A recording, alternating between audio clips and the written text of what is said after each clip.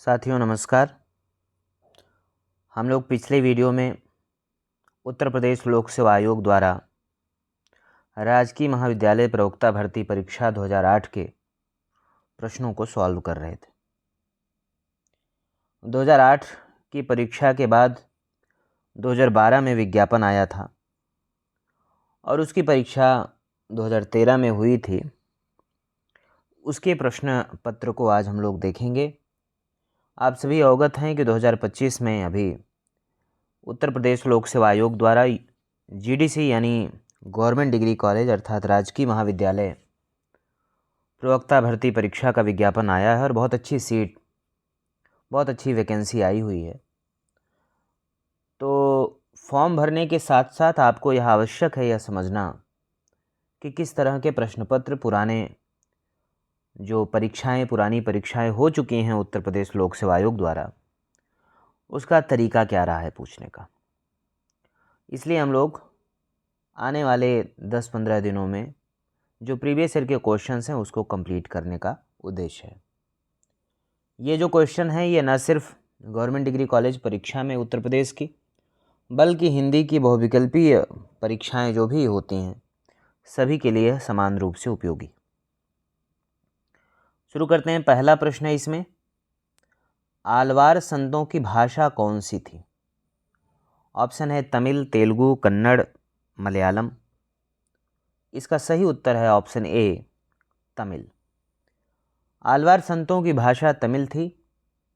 आलवार शब्द का अर्थ होता है भगवान में डूबा हुआ। इनका काल 6वीं से 9वीं शताब्दी के बीच रहा। उत्तर भारत में भक्ति के प्रचार प्रसार का श्रेय इन आलवार भक्तों को दिया जाता है, जिसे रामानंद ने, आप जानते हैं कि उत्तर भारत में जो भक्ति के प्रचार प्रसार का जो क्रेडिट दिया जाता है वो रामानंद को दिया जाता है। आलवार संतों की संख्या 12 है। उनके पदों के संग्रह को दिव्य प्रबंधम कहा जाता है, जिसे वेदों के तुल्य माना जाता है। और आलवार संत जो हैं वे भक्ति आंदोलन के जन्मदाता माने जाते हैं। अगला प्रश्न है, निम्न में से किस रीत मुक्त कवि ने प्रेम के मार्ग को तरवार की धार पे धावनो है कहा? किसने कहा? ऑप्शन है घनानंद, बोधा, ठाकुर, आलम। तो इसका सही उत्तर होगा ऑप्शन बी, बोधा। रीति मुक्त कवि बोधा, अब यहाँ लोधा लिखा गया है क्या? बोधा प्रेम मार्ग को तलवार की धार पर दौड़ना बताते हैं। कहते हैं कि कवि बोधा अनिहनित नेजहु पे ते चढ़ी तापन चिंत डरावना है, यह प्रेम के पंथ कराल महा तरवार की धार पे धावनो है। बोधा का जो वास्तविक नाम था वह बुद्धिसेन था। ये राजापुर जिला बांदा के निवासी थे। इनका जन्म 1747 ईस्वी में हुआ। पन्ना महाराज के दरबार की गणिका सुभात यानी सुभान से बोधा प्रेम करते थे। इनकी 2 प्रमुख रचनाएं हैं, विरह वारिश और इश्कनामा। शुक्ल जी ने बोधा को भावुक एवं रसज्ञ कवि कहा है। अगला प्रश्न है, सजल नयन तन पुलक निज इष्ट देव पहचान, परे उदंड जिमि धरण तल दशा न जाई बखानी। यह दोहा रामचरितमानस के किस कांड से संबंधित है? ऑप्शन है बालकांड, अयोध्या कांड, अरण्यकांड, सुंदरकांड। तो इसका सही उत्तर होगा ऑप्शन बी, अयोध्या कांड। सजन नयन तन पुलक निज इष्ट देव पहचान, परे उदंड जिमि धरण तल दशा न जाई बखानी। यह दोहा भक्तिकाल की सगुण शाखा के राम भक्ति धारा के कवि गोस्वामी तुलसीदास कृत रामचरितमानस के हृदय स्थल अयोध्या कांड से लिया गया। रामचरितमानस हिंदी साहित्य की अमूल्य निधि है। इस महाकाव्य की रचना संत तुलसीदास जी ने संवत 1631 में 2 वर्ष 7 महीना 26 दिन में किया था। यह भी कई बार परीक्षा में पूछा गया है कि रामचरितमानस की रचना उन्होंने कितने समय में की। इसकी भाषा अवधि है। इसमें 7 कांड हैं। बालकांड जिसमें 361 दोहे हैं, रामचरितमानस का सबसे बड़ा कांड है, फिर अयोध्या कांड है, उसके बाद अरण्य कांड, किष्किंधा कांड है जिसे सबसे छोटा कांड कहते हैं, उसके बाद सुंदर कांड है, फिर लंका कांड और उत्तर कांड। अगला प्रश्न है, हिंदी के मध्यकाल का भक्ति आंदोलन भारतीय चिंतन धारा का स्वाभाविक विकास है, यह मान्यता किसकी? ऑप्शन है आचार्य रामचंद्र शुक्ल, डॉक्टर रामकुमार वर्मा, आचार्य हजारी प्रसाद द्विवेदी, राहुल सांकृत्यायन।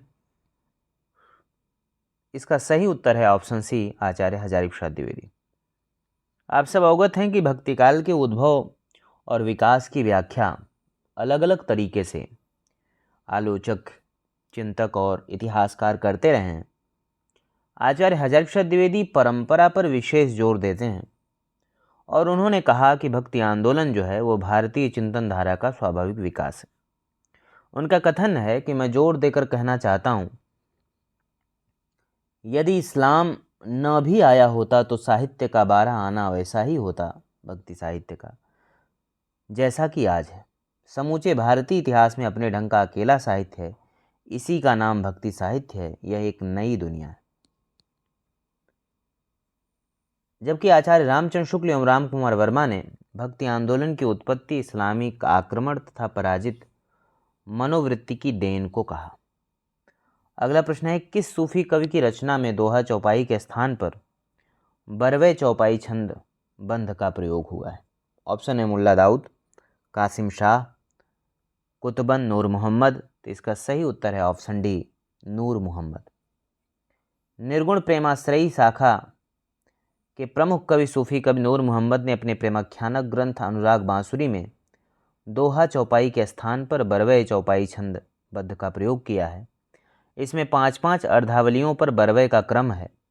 आचार्य शुक्ल ने अनुराग बांसुरी को सूफी पद्धति का अंतिम ग्रंथ माना है। अनुराग बांसुरी में नूर मोहम्मद ने स्पष्ट किया कि इस समय यानी 18वीं सदी तक अवधी के प्रति लोगों के मन में संवेदना समाप्त होने लगी। लोग उर्दू फारसी की ओर उन्मुख होने लगे।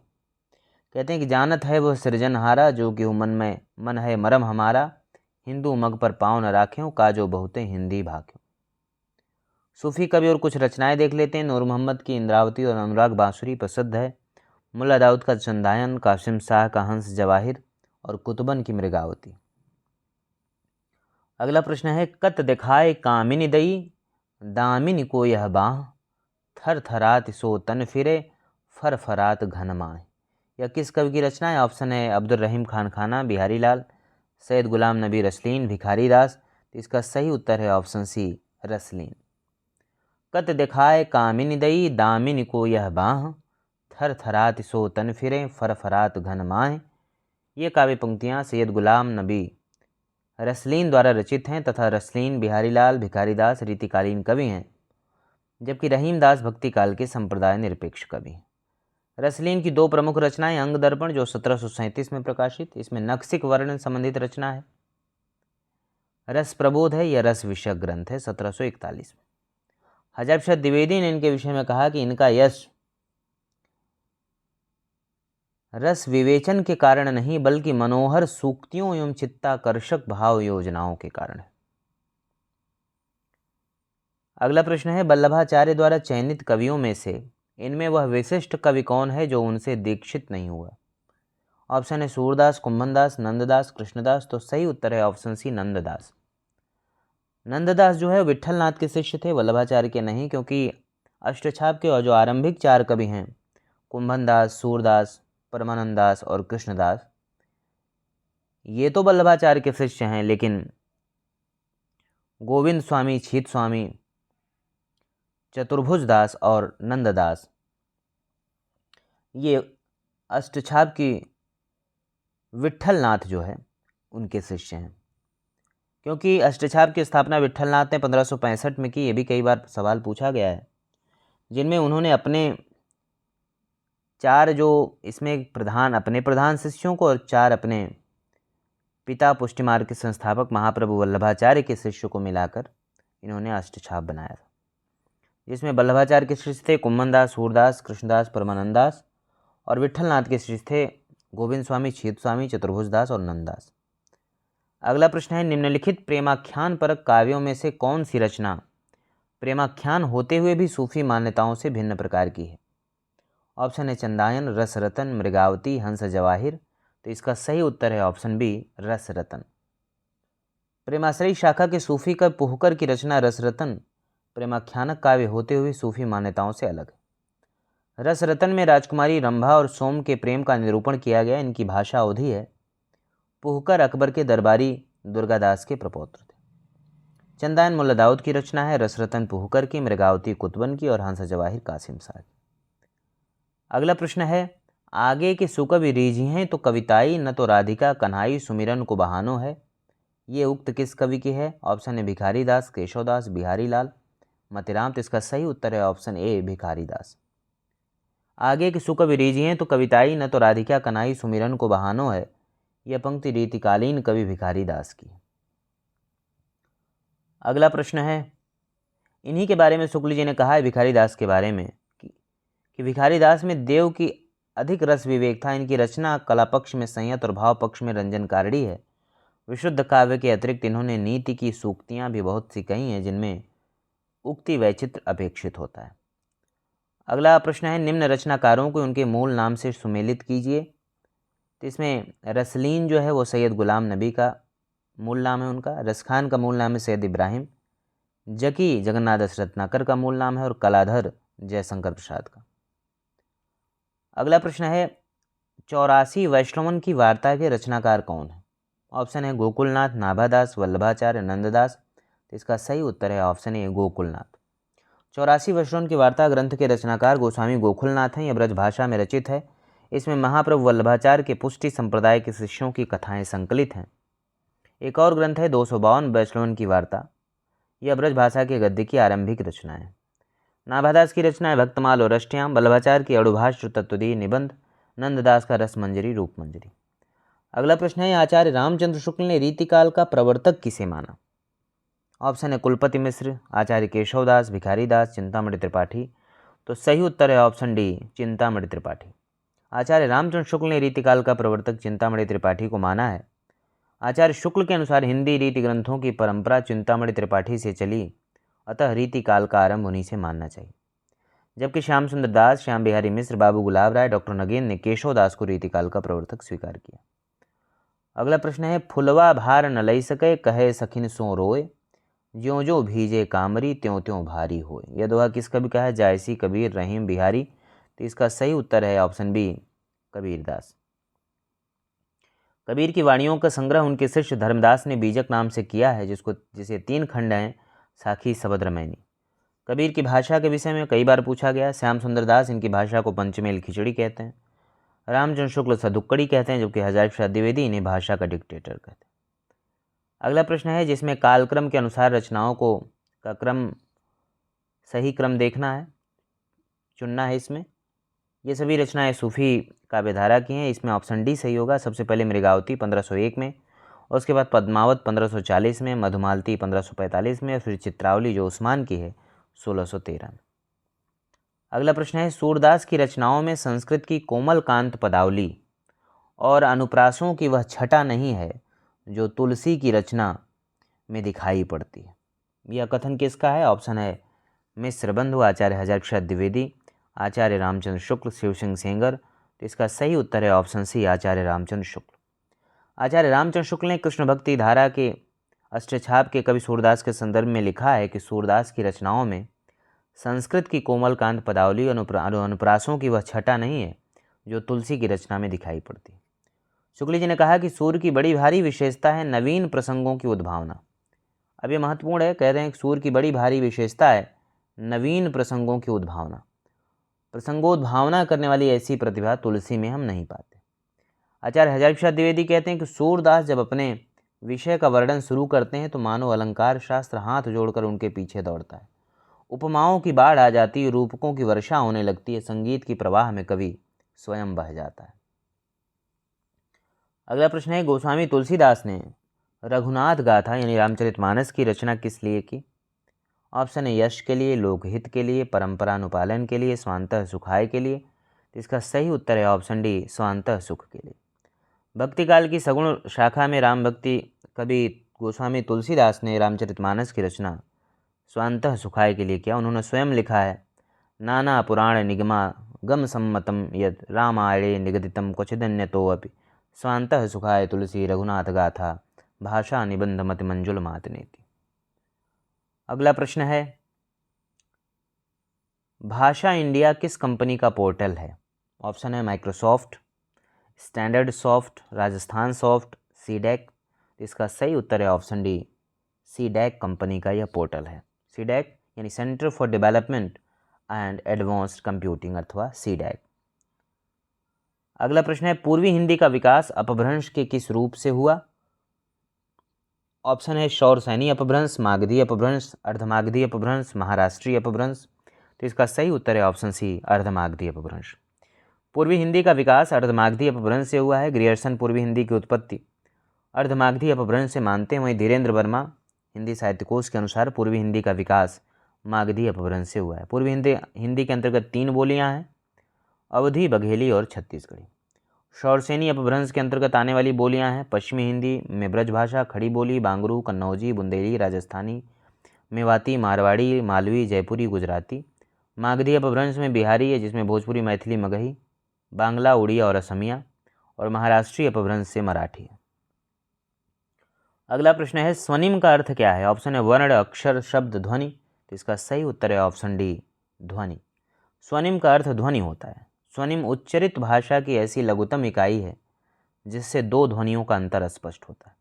इस प्रकार यह स्पष्ट है कि स्वनिम का संबंध ध्वनि से है। वर्ण क्या है? भाषा की सबसे छोटी इकाई वर्ण कहलाती है। शब्द वर्णों के सार्थक समूह को शब्द कहते हैं। अक्षर वह ध्वनि या ध्वनि समूह जिनके उच्चारण एक सांस में हो जाता है, अक्षर कहलाता है। अगला प्रश्न है जो बहुत महत्वपूर्ण है, इसको बहुत से लोगों ने गलत करते हैं या नहीं पता होता है ये फैक्ट उनको, कि खलटाही का दूसरा नाम क्या है? खलटाही का दूसरा नाम जो है वो छत्तीसगढ़ी है। छत्तीसगढ़ी पूर्वी हिंदी के अंतर्गत आने वाली एक भाषा है जो भारत के छत्तीसगढ़ राज्य में बोली जाने वाली एक अत्यंत मधुर व सरस भाषा है। यह हिंदी के अत्यंत निकट है। इसकी लिपि देवनागरी है। छत्तीसगढ़ी का अपना समृद्ध साहित्य और व्याकरण है। अगला प्रश्न है, स्टेटस को का सही हिंदी अनुवाद क्या होगा? ऑप्शन है यथा प्रस्तावित, यथानुसार, यथास्थित, यथासंभव। तो इसका सही उत्तर होगा ऑप्शन सी, यथास्थित। एज प्रपोज्ड का यथा प्रस्तावित होगा, एज अप्रोप्रिएट का यथानुसार, एज फॉर एज पॉसिबल का यथासंभव और स्टेटस को का यथास्थित। अगला प्रश्न है, निम्न में से किस बोली का अपना कोई विशिष्ट साहित्य नहीं है? ऑप्शन है बघेली, खड़ी बोली, अवधी, ब्रजभाषा। तो इसका सही उत्तर होगा ऑप्शन ए, बघेली। बघेली का अपना कोई विशिष्ट साहित्य नहीं है। यह बघेलखंड क्षेत्र में बोली जाती है, जबकि खड़ी बोली अवधी एवं ब्रजभाषा का साहित्य में विशिष्ट योगदान है। यथा खड़ी बोली आधुनिक साहित्य, खड़ी बोली को ही साहित्य है। इसके लिए देवनागरी लिपि का व्यवहार किया जाता है। अवधी, इसका प्रयोग भक्तिकाल के कवियों ने पर्याप्त मात्रा में किया। रामचरितमानस तुलसीदास ने इसी में लिखा, जायसी ने पद्मावत लिखा। ब्रजभाषा में भी कवियों ने अपनी रचनाएं की, जैसे सूरदास, सूर सरावली। अगला प्रश्न है, उच्चारण स्थान की दृष्टि से यह वर्ण है? ऑप्शन है दंत, मूर्धन्य, तालव्य या कंठ। इसका सही उत्तर है ऑप्शन सी, तालव्य। उच्चारण स्थान की दृष्टि से यह वर्ण तालव्य वर्ण है। उच्चारण स्थान की दृष्टि से वर्णों का जो वर्गीकरण ये है, कंठ में क, ख, ग, घ, ङ, अ, आ, अह और ह है। तालव्य में च, छ, ज, झ, य और य, श, ई और ई है। मूर्धन्य में ट, ठ, ड, ढ, ड, र, श और री है। दंत में त, थ, द, ध, न, ल और स है। ओष्ठ में प, फ, ब, भ, म, उ और ऊ है। दंतोष्ठ में व है। और कंठ तालब में ए, ऐ और कंठोष्ठ में ओ, औ। तो उच्चारण स्थान से संबंधित सवाल तो सभी परीक्षाओं में पूछे जाते हैं, वो तो एक सबको ध्यान देना चाहिए कि उच्चारण स्थान जो है वो अवश्य पता रहे। अगला प्रश्न है, निम्न में से एक तथ्य असत्य है? ऑप्शन ए, कर्मवीर पत्र के संपादक पंडित माखनलाल चतुर्वेदी थे, सही है। ऑप्शन बी, दिनमान के प्रथम संपादक रघुवीर साय थे, यही गलत है, क्योंकि दिनमान के जो पत्रिका के प्रथम संपादक हैं वह गे जी थे। 1965 में रघुवीर साय ने इसका संपादन कार्य ग्रहण किया था। यह एक साप्ताहिक पत्रिका थी जो दिल्ली से निकलती थी। अगला प्रश्न है, हिंदी के प्रथम सर्वाधिक आधुनिक ज्ञान विज्ञान युक्त अनुशासन प्रिय और अनेक भाषाविद संपादक कौन थे? ऑप्शन है धर्मवीर भारती, रघुवीर सहाय, प्रभाकर माचवे, महावीर प्रसाद द्विवेदी। सही उत्तर होगा ऑप्शन डी, महावीर प्रसाद द्विवेदी। द्विवेदी युग के प्रणेता तथा सरस्वती पत्रिका के संपादक आचार्य महावीर प्रसाद द्विवेदी जी हिंदी के प्रथम सर्वाधिक आधुनिक ज्ञान विज्ञान युक्त अनुशासन प्रिय और अनेक भाषाविद संपादक थे। आचार्य द्विवेदी ने गद्य और पद्य दोनों के लिए खड़ी बोली में सामान्य बोलचाल की भाषा को प्राथमिकता देने की वकालत की। द्विवेदी जी का कथन है कि कविता का विषय मनोरंजन एवं उपदेशजनक होना चाहिए। तो इस वीडियो में हम लोगों ने 25 क्वेश्चंस को सॉल्व किया। बहुत लंबा वीडियो ना हो, और बाद में जो लोग देखेंगे उनको तो सारे वीडियो एक साथ मिल जाएंगे, तो जिसको एक साथ ख़त्म करना हो एक साथ भी ख़त्म कर सकते हैं। नहीं तो हमारी कोशिश ये है कि 20 से 25 मिनट का वीडियो रहे, जिससे आपको सुनने में भी आसानी हो, कम समय में आप रिवीजन कर लें। और यही अपेक्षा है कि बार बार आप पढ़ते रहें। प्रीवियस ईयर के क्वेश्चंस की एक पूरी श्रृंखला हमने एक प्लेलिस्ट बना करके उसको सॉल्व करवा दिया है, जिसमें पूरा हिंदी साहित्य का इतिहास, हिंदी साहित्य इतिहास, लेखन परंपरा, आदिकाल, भक्तिकाल, रीतिकाल, आधुनिक काल, भाषा विज्ञान, काव्यशास्त्र जिसमें भारतीय और पाश्चात्य काव्यशास्त्र, हिंदी व्याकरण, तो इन सभी से संबंधित जो प्रश्न हिंदी की विभिन्न परीक्षाओं में पूछे गए थे, और उसका एक जो संकलन है यूथ कंपटीशन का, उसको हम लोगों ने पिछले जो प्लेलिस्ट जो हम लोगों ने ख़त्म किया उसमें सॉल्व करा दिया है। तो जिसको भी डिटेल में पढ़ना हो, डिटेल में क्वेश्चन सॉल्व करने हो, तो वहाँ जा कर के आप क्वेश्चन सॉल्व कर सकते हैं। इसके अलावा एक नई सीरीज हमने शुरू की है, हिंदी साहित्य का संपूर्ण तथ्यात्मक इतिहास। इसमें कोशिश है कि जितने महत्वपूर्ण तथ्य हैं वो हमारी वीडियो में आ जाएं, जिससे कम समय में और कहीं भी आप ट्रैवल कर रहे हों, कहीं भी आप फ्री हों, तो आप आराम से जिस चैप्टर का चाहें रिवीजन कर लें। अभी 2 वीडियो उसमें हम लोगों ने तैयार किया है, हिंदी साहित्य इतिहास, लेखन परंपरा, और उससे संबंधित जितने महत्वपूर्ण तथ्य हो सकते थे सबका संकलन उसमें कर दिया। अब उसमें आदिकाल और भक्तिकाल, रीतिकाल की तरफ बढ़ेंगे, तो धीरे धीरे वो सीरीज भी कंप्लीट होगी। हमारा एक ही लक्ष्य है कि हिंदी के विद्यार्थियों को हमारे चैनल पर आप कंप्लीट मैटर मिल जाए, और उनकी तैयारी में उन्हें सहायक की भूमिका अदा करना और उनके सफलता के अंतिम पायदान तक पहुंचाना, ये हमारी कोशिश है। तो और आप सबसे रिक्वेस्ट है कि बहुत सारे लोग वीडियो देखते हैं लेकिन चैनल को सब्सक्राइब नहीं करते हैं, तो आप खुद भी चैनल को सब्सक्राइब करें। और जो भी लोग हिंदी विषय के तैयारी से जुड़े हैं, हिंदी विषय बहुविकल्पी प्रश्न और या हिंदी विषय में मार्गदर्शन चाहिए, net, JRF, TGT, PGT, assistant professor, किसी भी परीक्षा के लिए, तो आप हमारे चैनल से जुड़ें। यहाँ पर आपको सभी परीक्षाओं को ध्यान में रख करके और स्तरीय और फोकस्ड मैटर, कई बार आप सवाल लगाए जा रहे हैं, अब कौन से सवाल लगा रहे हैं, कोचिंग वाले किस तरह के सवाल बना दे रहे हैं, कठिन बनाने के चक्कर में कैसे सवालों को आपसे पढ़वा रहे हैं, तो इसके चक्कर में जो महत्वपूर्ण प्रश्न हैं जो आयोगों ने बनाए हैं, जहाँ से रिपीट होते हैं क्वेश्चंस, या जो फोकस एरिया है वो आपसे छूट जाता है। तो इसलिए हम प्रामाणिक स्रोत और प्रामाणिक चीज़ों पर ही हमारा फोकस है, तो आप बार बार उसका रिवीजन करें, पढ़ते रहें। मिलते हैं हम लोग नेक्स्ट वीडियो में। धन्यवाद।